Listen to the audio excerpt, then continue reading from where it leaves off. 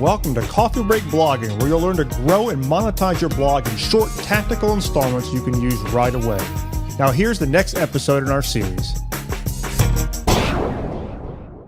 Welcome back to another installment of Coffee Break Blogging, where this isn't just another podcast, it's a full course on building an online business based around your blog from scratch. My name again is David Risley, and if you want to catch up with us from the beginning, head on over to coffeebreakblogging.com to view the full archives and play catch up. Okay?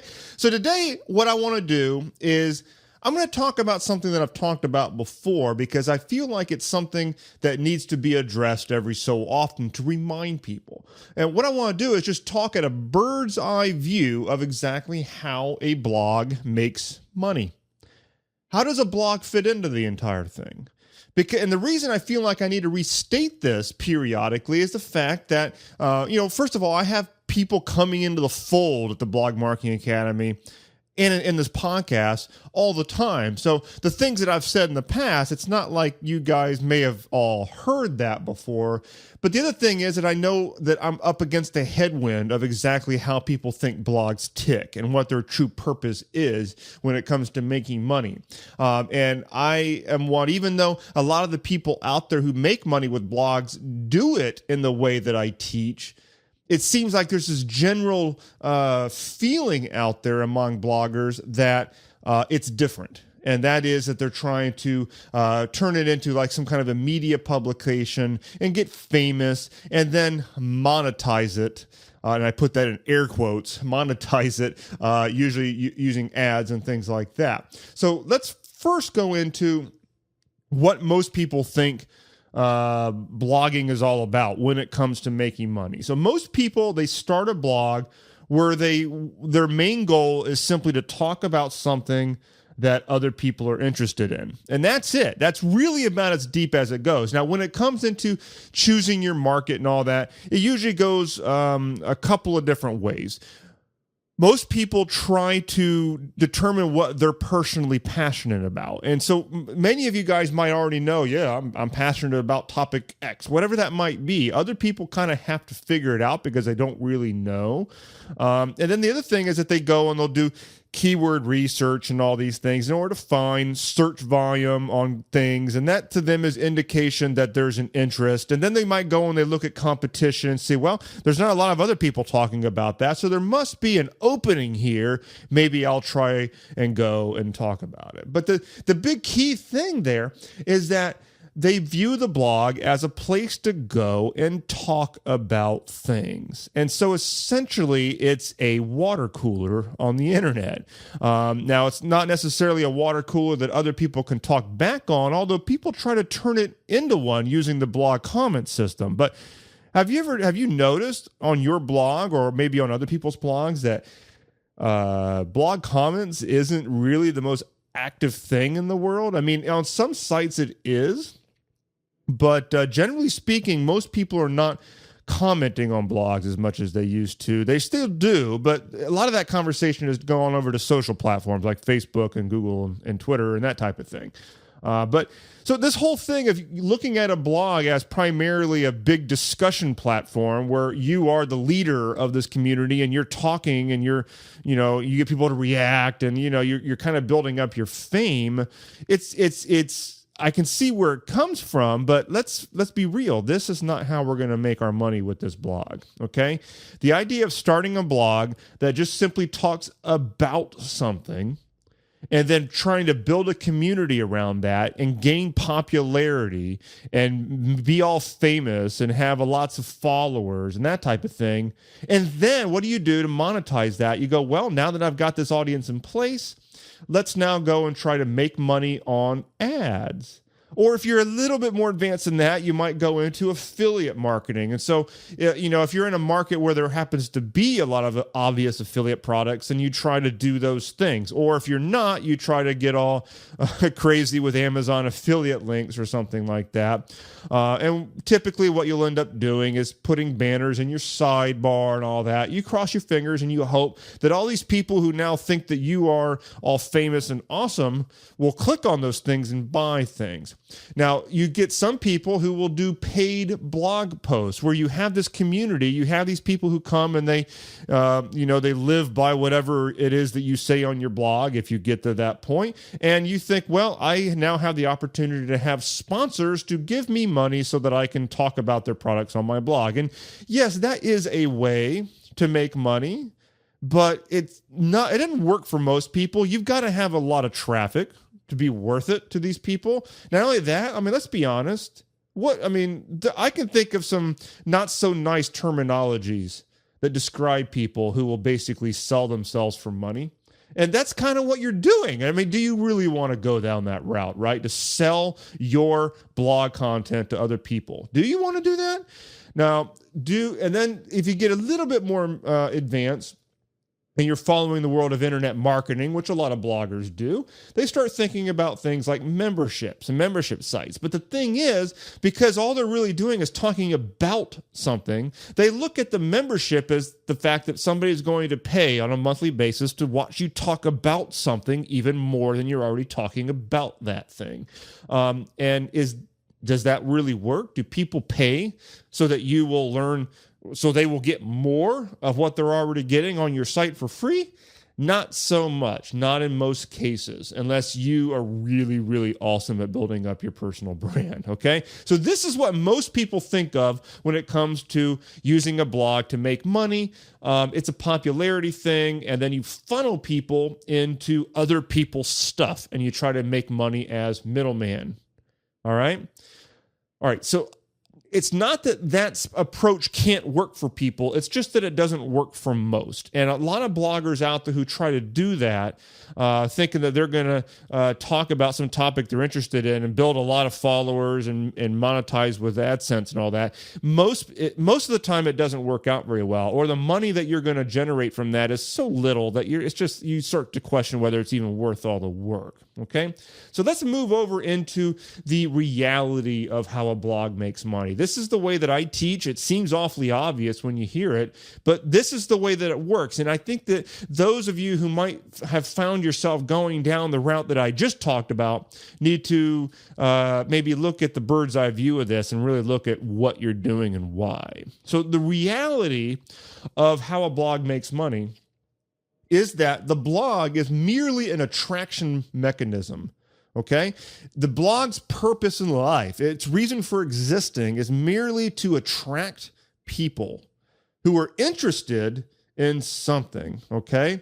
So the blog is kind of like it's kind of like you have a piece of meat out there and you've got the wolves out in the woods, and your blog is kind of like the odor of that meat, okay? And the odor is out there permeating the woods, permeating the trees, and the idea is that you're trying to attract the animals out of the woods. Now, obviously, I'm giving you an analogy here. I'm obviously not equating people to animals, but it's just an analogy to get you to understand what the blog is really doing. It's attracting people out of the forest, coming to you, and you're going to give them a piece of meat, which is going to be your blog post. They came there because they're interested in that.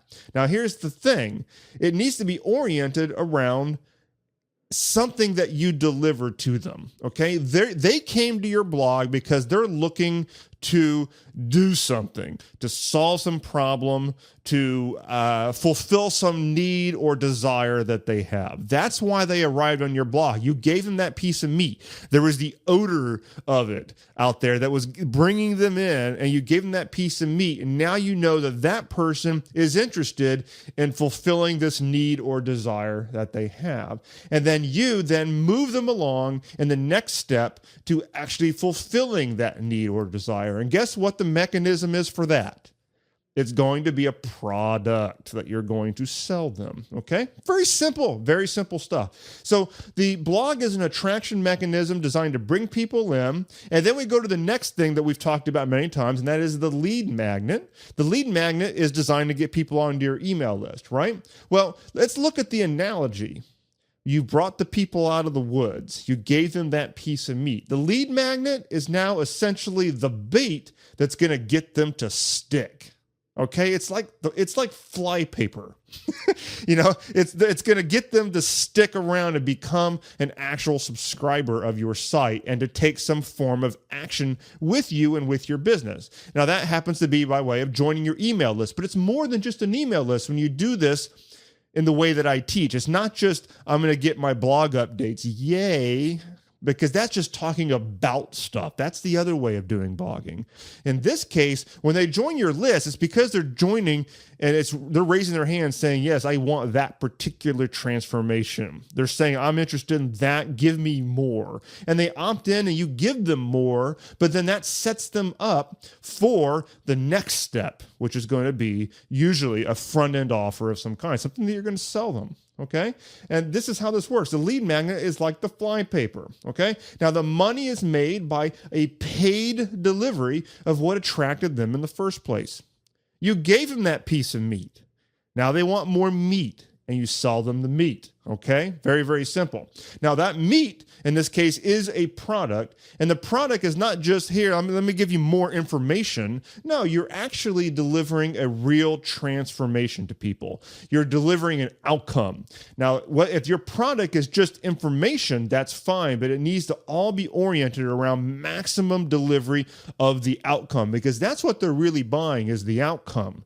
Now, that outcome can be by way of an info product, but it can also come in the form of a service and coaching and consulting, a physical product. It doesn't matter what it is as long as it delivers the outcome that they want. And that product that you deliver to them is going to be all based around the market that you're in. Okay, some markets work really well for info products. Others, maybe it's a lot more service driven. It's all fair game. Your blog can sell all of it. Okay, it's not like we have to talk about info products. It's just that happens to be what my main focus is. Okay, so that product is the delivery mechanism, and you sell it to them. You should create this yourself, ideally, because we're looking at something called product market fit.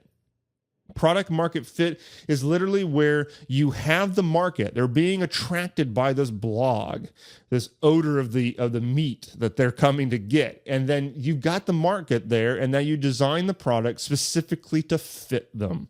So the best way to do that is for you to create it exactly for that market. Okay? That's product market fit. So let's again look at the big picture. The blog feeds people into your sales funnels. Those sales funnels, we've talked about this on this podcast before. It's the blog monetization model. You can go and you can check this out. But the blog is designed to attract people and feed them into your sales funnels. The email list is designed to keep the flow of people through those funnels. Your business is basically a series of sales funnels. And those sales funnels are mechanisms to get people to take the offers that you sell. Those offers are designed to deliver the exact transformation that those people want. The sales funnels are your mechanism for making those sales. Your lead magnet is designed to get people to enter those sales funnels in the first place, and then your blog is designed to attract them. So your email list here is essentially used to keep the flow. The more people that you have flowing through those funnels on a daily basis, the more sales you're going to make. Okay, it's that simple. And really, one of the most important metrics that you could probably have in your business is the number of people that are actively in one of your sales funnels at any given time. If they go through one of your funnels and they decline everything and they're just on your general list and they're getting your blog updates, well, that's great. They're still on your list, but they're not actively in a funnel at that point. They're not in an engagement setup with your sales funnel. So the whole purpose of the blog and your different your email list and all that is to get people back engaged with your sales funnels. The more people that you have actively engaged in your funnels, the more money you're going to make. Okay? I hope that made a lot of sense. So let me address a few myths here that go along with this. The first one is that a blog makes money. I hope this is clear to you that a blog alone doesn't make a damn dime. A blog doesn't make money at all. All it is an attraction mechanism.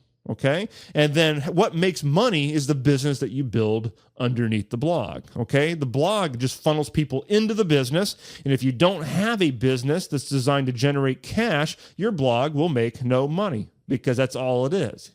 Okay? It'd be like having a yellow page ad that points to nothing. All right? Second myth is that more content is better.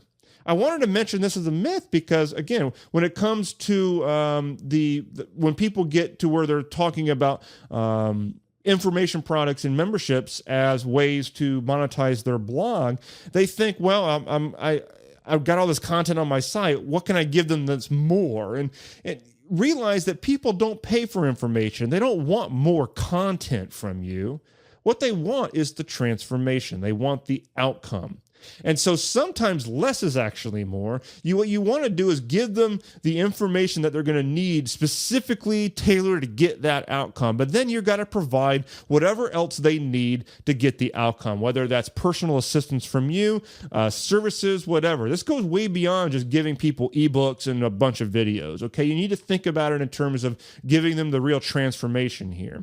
And then the third myth that I want to mention here is that people will pay for more. This goes very closely related to the one I just said, because people won't just pay for more. You can't give them, a big block of content for free on your blog, and then you're like, well, I'm going to give them even more if they pay for it. That's not the psychology that works for people. Okay, it comes down to the transformation, and that's the kind of myth that leads people to thinking, if you write some content, you might be thinking, wow, this is so good, I should probably make people pay for this. Where you try to figure out where that line in the sand is drawn between free and paid. Well, that's kind of a false argument to be having with yourself, and it just leads to a lot of confusion because you got to realize that people don't really pay just for the information; they pay for the outcome. And a lot of times the value in the information that they pay for is in the structure and the ease of application, not in the mere fact that they've got it in quantity. Okay? All right. So let's summarize all this up. Most people see blogs as a mechanism of achieving fame, popularity, acknowledgement of their own importance. And then they think when it comes to making money with it, that it's just a funnel through to other people's stuff, and then that's how they're going to make their money. And this is by way of ads and affiliate products and stuff like that. Instead of you going down that route, which is usually a recipe of very lackluster results, I want you to instead seek a product market fit. A product market fit is exactly what it says. You've got a market.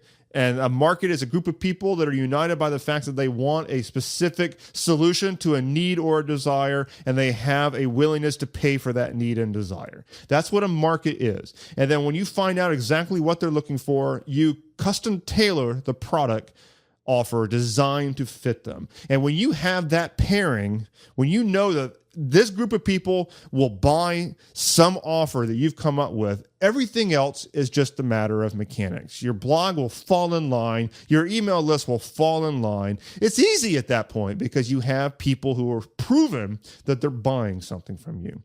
Now, once you've got that, the blog has the purpose of attracting and keeping your market so that you can funnel them into the product that you've created expressly for them. And that is the only purpose of the blog. That is how a blog makes money.